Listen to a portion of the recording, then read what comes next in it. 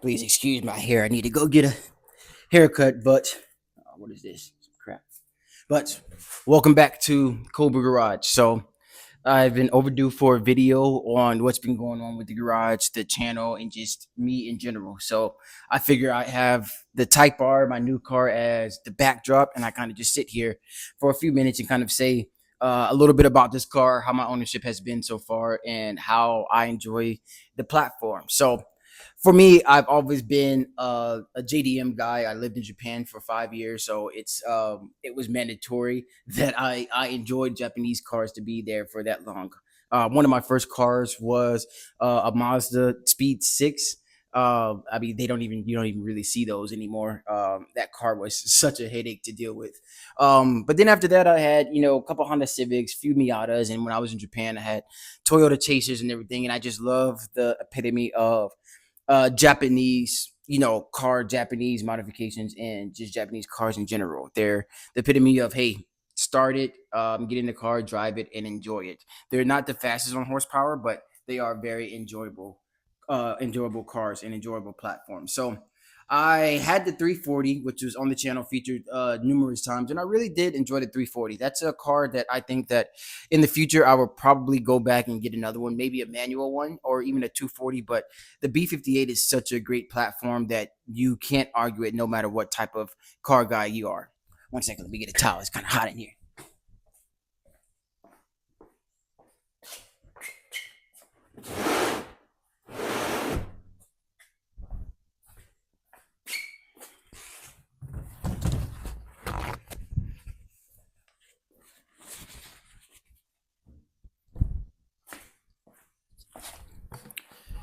But with the 340 that I had, it was a great car, nice automatic, nice fun, nice smooth, and very refined. But I was lacking in a little bit of something from the car. The car really didn't speak to me that well.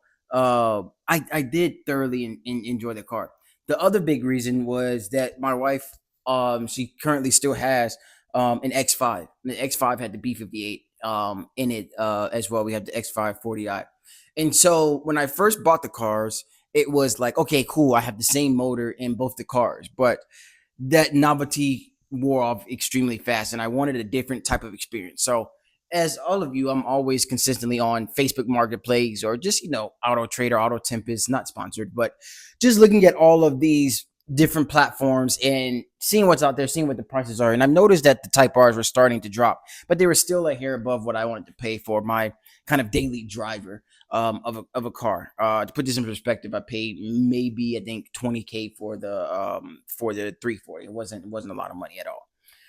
And so I stumbled across this one, and this one is a very interesting story on how I got this actual car. So I seen this up for sale. It was north of me, maybe an hour. And when they had it listed for sale, it was listed with, I believe, 122,000 miles or something like that. But the odometer on the Carfax, it read like 140 or something like that. It was a discrepancy in the Carfax. I'll spare you guys the all the nitty gritty details, but he had this listed for 24,000, and I was like, man, that is such a great deal for a Civic Type R. Yes, the mileage is high, but for my personal use of this car, I'm going to take this to the canyons. I drive this every day when I have to go into work, and that's about an hour each way to it. So I didn't want something that was in immaculate condition, collector's condition, to where if I get a scratch on it, I would feel horrible about it.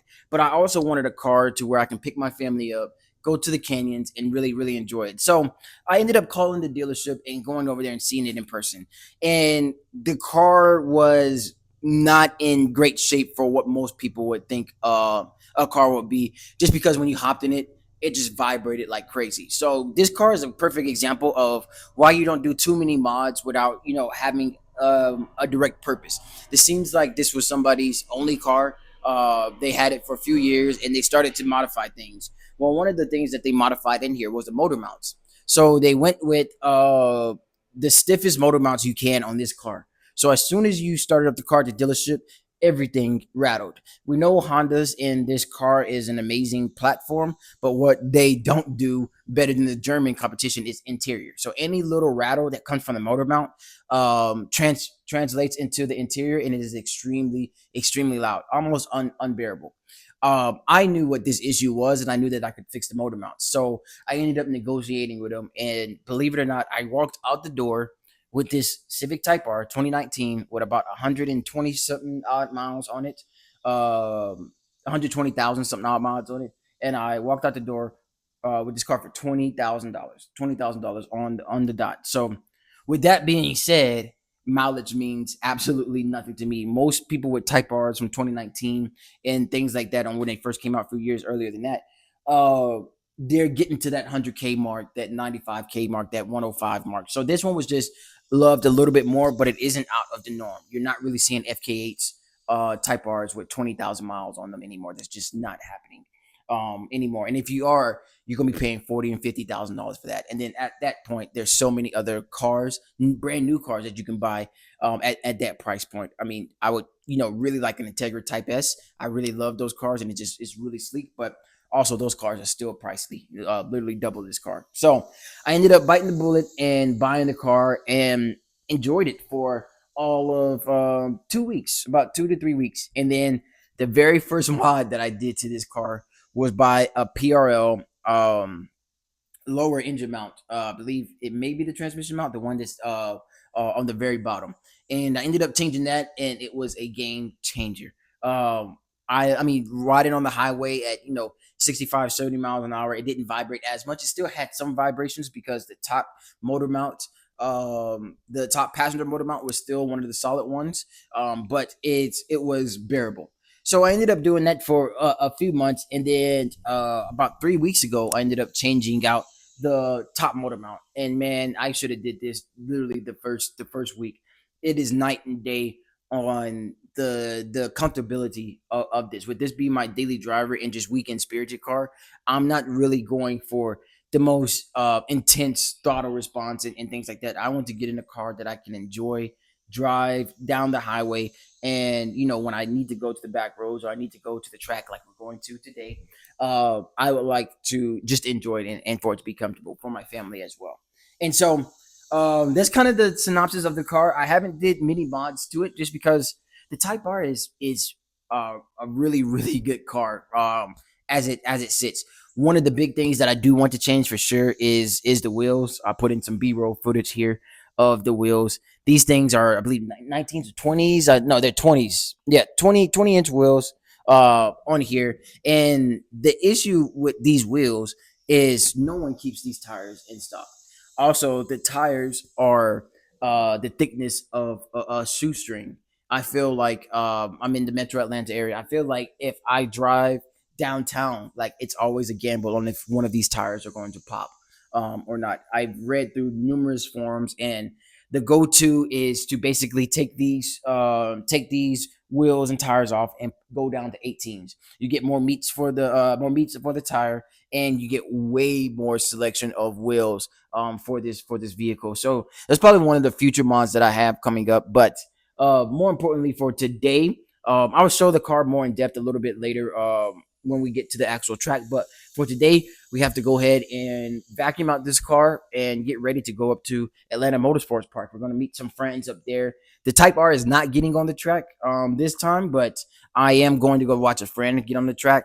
We will eventually get on the track with the Type R. The thing about the track with me, to be honest, is I've always liked cars, but when you start talking about, hey, let's get our cars on an actual track, let's pay for tires, let's do all of these things, the track can get expensive for a young lad. And so now that I am doing a little bit better in life, it's one of those things that's starting to be somewhat attainable now. So in the future, I do have future plans to actually get this thing on track. It has 130,000 miles on it now, so this is an actual daily driver, a driving Type R. This isn't a showroom Type R, so I don't feel I do still baby it, and I still do take great care of it, but I don't feel no remorse for putting it on the track or going to the canes, because that's what this car was built for. This is meant to get up there. It's meant to drive to the track and then drive home.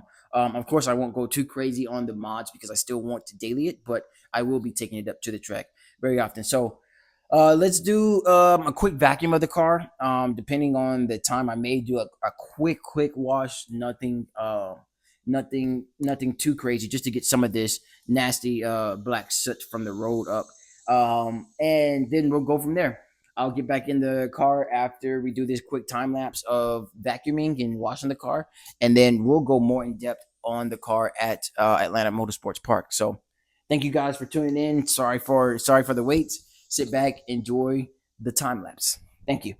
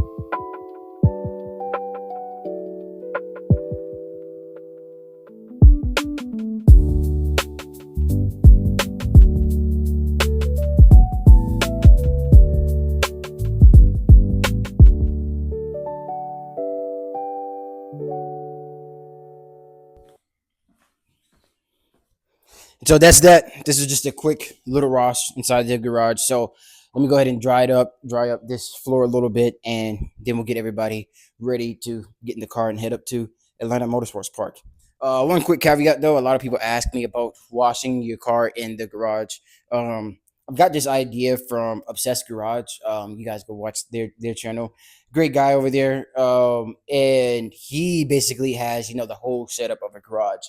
I have the basic build right here, but my garage slopes a little bit this way, and so we have a 3-car garage here, so I'm able to pull the cars in sideways like this and wash the cars to try to stay out of the element and not have to rush the sun drying the cars. There hasn't been any big issues with washing the cars inside. As you see, some of the water does kind of just have no motivation to go out towards the edge. Once it gets closer to the edge, then it just pours out. And so what I'll usually do is move the cars out and then just do a quick sweep with like a push broom or something, and just force the water over that way, and then it's all good. Never had any serious issues, and usually by the next morning the whole area is dry. So this is my preferred method to wash a lot of the cars. Eventually, I'll do the roof and different floors and different things, but for the most part, everything out here in the garage is pretty much meant to get wet. I thought about that even with the cabinets over here. I didn't want to go with anything too nice. I went with just industrial cabinets. Put a little bit of waterproof paint on there to kind of help it a little bit out. But that's basically it for the garage. So like I said, next time you see us, we'll be on the way to Atlanta Motorsports Park. So we are done, finished with Atlanta Motorsports Park. Type R did well. We went up there. Unfortunately, I was unable to get a lot of videos from the actual event. There ended up being a wreck at Atlanta Motorsports Park, and when they have a wreck that kind of damages the actual track, they tend to close down the track and do the repairs. And so it was a bummer because we only got to stay there for maybe an hour and a half or so. We got to see some cool cars, a lot of radicals. I really love those cars, man. One of the days I'll be able to get those. But I wanted to do a full-length video on the Type R more in depth, but I guess that's going to be another video. So I didn't want to end this one without having a proper closeout. So thank you guys for watching. Continue to pay attention. I know you guys noticed the truck in the background. I'll start doing some videos on the truck too, because I did pick that up while I was gone. So thank you again, and look forward to talking to you all in the next one.